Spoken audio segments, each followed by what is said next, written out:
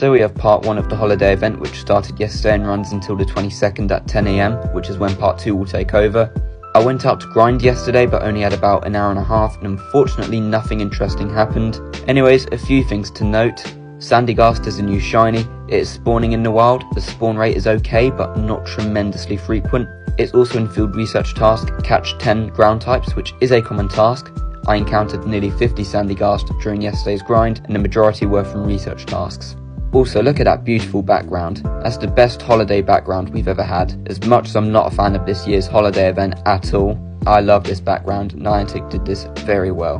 Costume Eevee wasn't announced as far as I'm aware, but it has returned as a surprise, but it's only obtainable through the research task catch 10 Pokemon, so I'd hope the shiny rate is at least slightly boosted, but I'm not sure at all. It could be full odds. The research is fairly common and not too time consuming. I did a decent amount of them on the grind.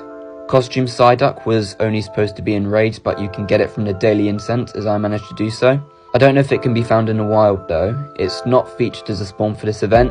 I don't know the shiny rate on it, but I'd expect it to be 1 in 64 since this event only features it in raids, but it could still be full odds. I have no idea, and I'm definitely not raiding it.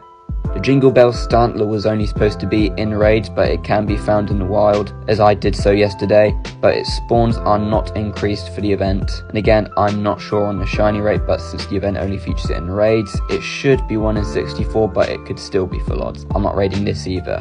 Costume Dedenne is locked behind raids, which is very annoying. It's not even in quests. However, I've seen reports of it spawning from daily incense. I don't know if it's in the wild. It's definitely not featured in the wild for the event, but yeah, it's still annoying that the daily incense is the only other way other than raids to obtain it. Anyways, here is my haul from the daily incense for day 1 of the event. I used Roar of Time for the whole duration of the grind, as well as the drive home.